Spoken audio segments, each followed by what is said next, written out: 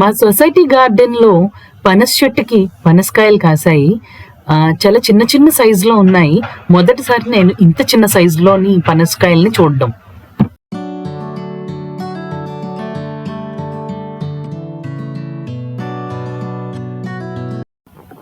Welcome to Chandu talks.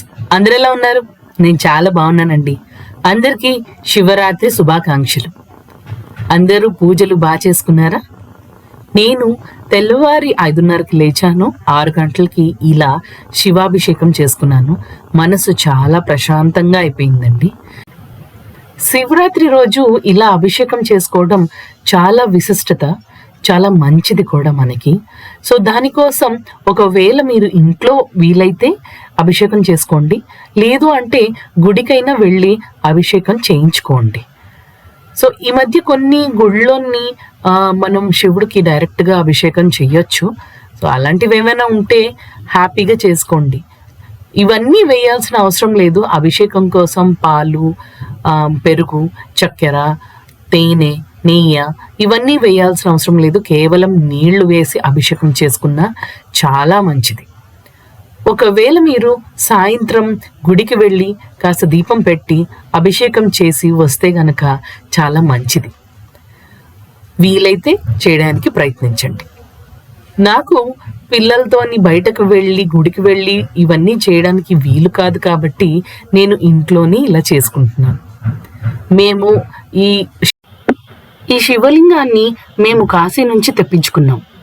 లింగాన్ని ఎప్పుడూ మేము నీటిలోనే ఉంచుతాం. మేము ఖచ్చితంగా వాటర్లోనే ఉంచుతాం. ఏ రోజు దాన్ని బయటకు తీయం. వాటర్ చేంజ్ చేసేది కేవలం సోమవారం వాటర్ చేంజ్ చేస్తాము. అలా ఆ బౌల్లోనే అలా ఉంచుకుంటాం. సో ఈరోజు పూజ కోసం నేను పంచామృతాలతో అభిషేకం చేశాను, అలాగే చందనంతో కూడా అభిషేకం చేశాను.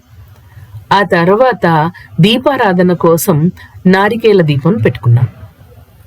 ఇక్కడ ఒత్తులన్నీ ఒకవైపే ఉండాలండి.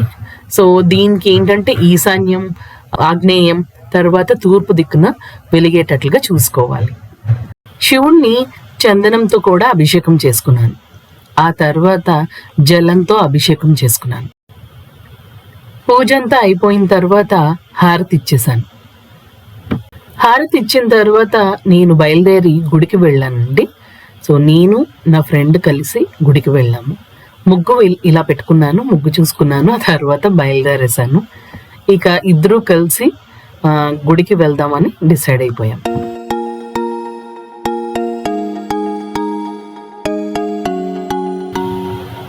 గుడికి దగ్గరలోనే ఉన్నామండి. ఇక గుడికి వచ్చేసాము. చాలా పెద్ద పెద్ద లైన్లు ఉన్నాయి, చాలా మంది వచ్చేసారు. ఇక గుడి లోపలికి కూడా వెళ్ళిపోయాము. అక్కడ అందరూ దీపాలు పెట్టుకుంటున్నారు. సో మేము కూడా దీపాలు పెట్టుకున్నాం, దీపారాధన చేసాము.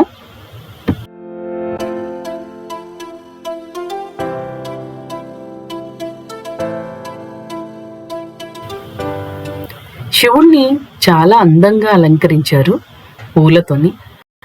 సో అందుకని వీడియో తీసానండి. మామూలుగా అయితే నాకు అస్సలు వీడియో తీయడం ఇష్టం ఉండదు. గుడికి వెళ్ళిన తర్వాత మనస్ఫూర్తిగా దండం పెట్టుకోవాలని, నా పూజలు, నా బాధలు దేవుడికి విన్నపించుకోవాలని నా బాధ ఉంటుంది, కానీ ఎప్పుడు నాకు వీడియో తీయబుద్ధి కాదు.